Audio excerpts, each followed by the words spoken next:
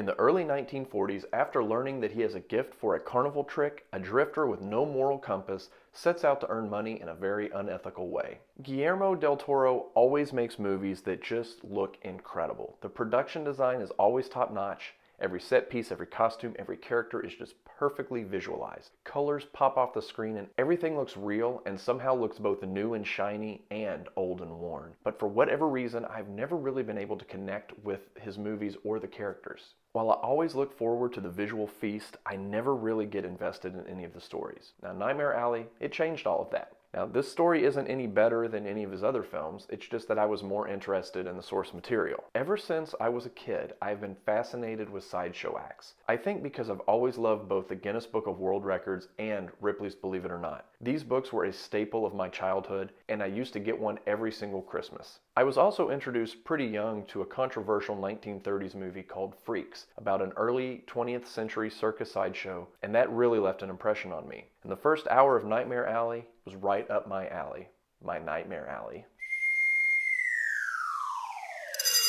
I've always loved learning about the sideshow and all of the characters that make it work, and Nightmare Alley does this better than just about any film or TV show that I can remember. I'm also a sucker for learning the secrets behind tricks. I learned a lot from Nightmare Alley about how some of the famous acts that are present in almost every sideshow are done. And in this way, Nightmare Alley reminds me of Christopher Nolan's masterpiece, The Prestige, which revealed some magical secrets. I do think that I would have enjoyed Nightmare Alley a bit more if the entire movie had taken place at the sideshow. I wanted to get to know more about this great group of characters, how they ended up with the traveling circus, where did they come from, what are their ambitions. But the second act kind of takes us away from the sideshow, and it introduces a pretty superficial love story that, while it was fine, it didn't really feel necessary. But the third act quickly fixes the second act's lull, and I was invested until the end. None of the characters in Nightmare Alley are likable. Everyone is out for themselves, but I found everyone so interesting. When you have a bunch of unpredictable characters, you just never know what direction the story is going to take. Now, I've heard a lot of people say that the ending of Nightmare Alley is their favorite part of the movie. And while the ending worked, it almost seemed a little bit too on the nose for me, and there was a bit too much foreshadowing.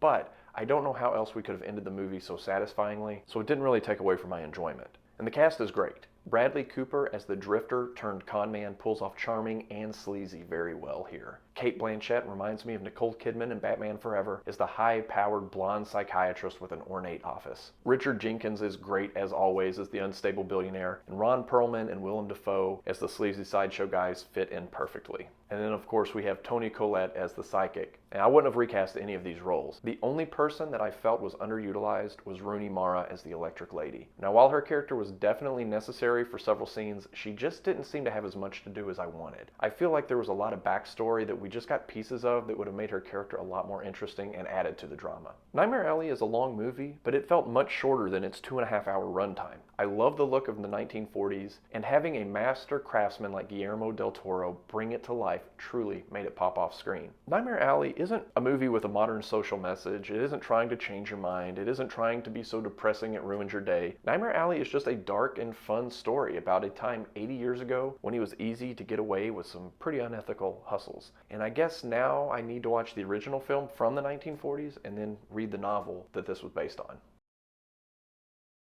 Being electrocuted, joining a sideshow dressed like Indiana Jones, ornate psychiatry offices, lie detector test, thousands of dollars in envelopes, touching your forehead while blindfolded.